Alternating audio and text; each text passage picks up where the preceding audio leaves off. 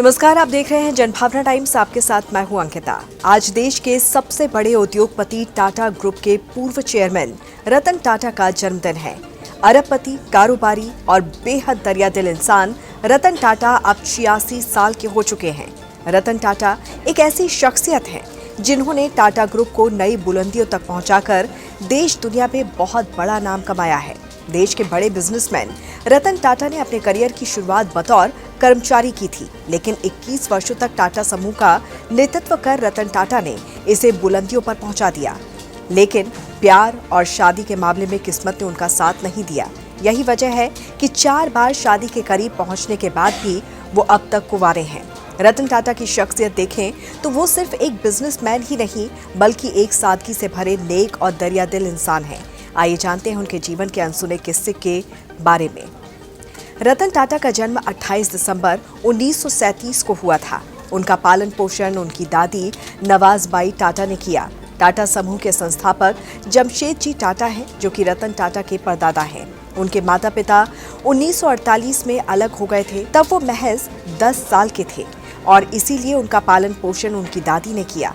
रतन टाटा की शुरुआती पढ़ाई मुंबई में हुई, जहां 8वीं कक्षा तक कैंपियन स्कूल में उन्होंने पढ़ाई की और उसके बाद आगे की पढ़ाई मुंबई के कैथेड्रल और जॉन कॉनन स्कूल में हुई। इसके बाद बिशप कॉटन स्कूल शिमला में पढ़ाई की।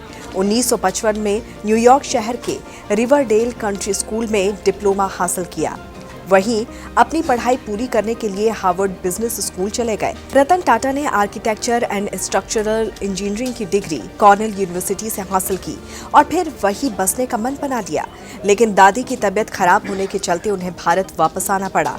भारत लौटने के बाद उन्होंने पहली नौकरी टाटा ग्रुप में नहीं की, बल्कि IBM को ज्वाइन कर लिया। इसके बारे में उनके परिवार में किसी को भी कानो कान खबर नहीं थी और जब टाटा ग्रुप के तत्कालीन चेयरमैन JRD टाटा को इस बारे में पता चला तो वो रतन टाटा से बेहद नाराज हो गए। उन्होंने कहा कि भारत में रहकर तुम IBM ज्वाइन नहीं कर सकते और उन्होंने रतन टाटा से बायोडेटा शेयर करने को भी कहा। फिर बाद में साल 1962 में उन्हें टाटा इंडस्ट्रीज में नौकरी मिली।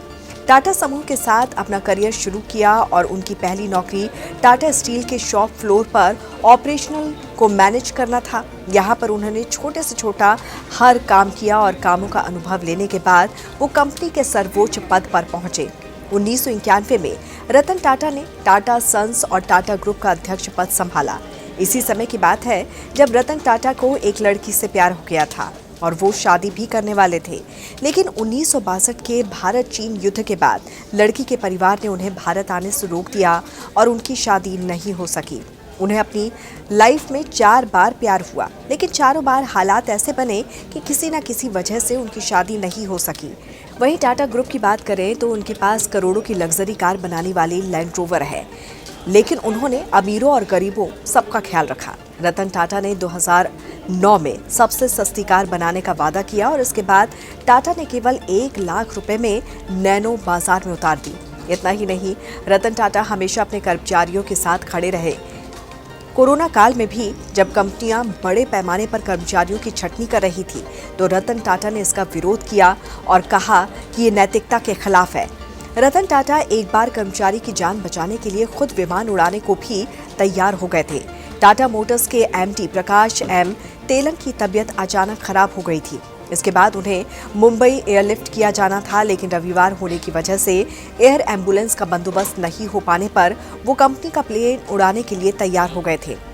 रतन टाटा एक ट्रेंड पायलट है और उनके पास पायलट का लाइसेंस भी है। 2011 में रतन टाटा ने बेंगलुरु एयर शो में बोइंग के F-18 सुपर हॉर्नेट विमान में उड़ान भरी थी। वहीं साल 2007 में अमेरिकी लड़ाकू विमान F-16 उड़ाने वाले सबसे बुजुर्ग भारतीय नागरिक थे। तब वो 69 साल के थे। उनके गुरु JRD टाटा देश के पहले लाइसेंस धारक पायलट थे। उन्होंने ही टाटा एयरलाइंस की शुरुआत की थी। बाद में इसका नाम एयर इंडिया हो गया था और इसका राष्ट्रीयकरण कर दिया गया था। लेकिन एयर इंडिया की टाटा ग्रुप में हाल ही में घर वापसी हुई है। यही नहीं, टाटा को उनके परोपकारी कार्यों के लिए भी जाना जाता है। रतन टाटा आर्थिक तंगी से जूझने वाले छात्रों को भी मदद देने में आगे रहे हैं। उनका ट्रस्ट ऐसे छात्रों को स्कॉलरशिप देता है। साल 2014 में टाटा ने IIT बॉम्बे में Tata centre for technology and design स्थापित करने वाले के लिए 95 करोड़ रुपए दान किए थे। उनके नेतृत्व में टाटा ग्रुप ने भारत से ग्रेजुएशन करने कॉर्नेल गए छात्रों को स्कॉलरशिप देने के लिए $2.8 करोड़ का फंड स्थापित किया। इसके अलावा टाटा ने हार्वर्ड बिजनेस स्कूल में एग्जीक्यूटिव सेंटर स्थापित करने के लिए $5 करोड़ का भी दान दिया है।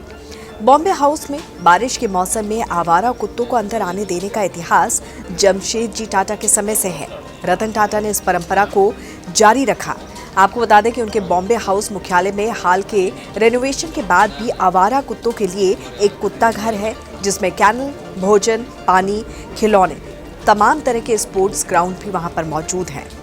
राष्ट्र निर्माण में अतुलनीय योगदान के लिए रतन टाटा को भारत के 2 सर्वोच्च नागरिक पुरस्कार पद्म विभूषण 2008 में और पद्म भूषण 2000 में सम्मानित किया गया। उनके परोपकारी कार्यों की वजह से रतन टाटा देश के एकमात्र ऐसे उद्योगपति हैं जिन्हें कई बार देश का सर्वोच्च नागरिक सम्मान भारत रत्न देने की मांग हो चुकी है। तो इस पर आपकी क्या राय है, जरूर बताइए। जुड़े रहिए जनभावना टाइम्स के साथ। नमस्कार।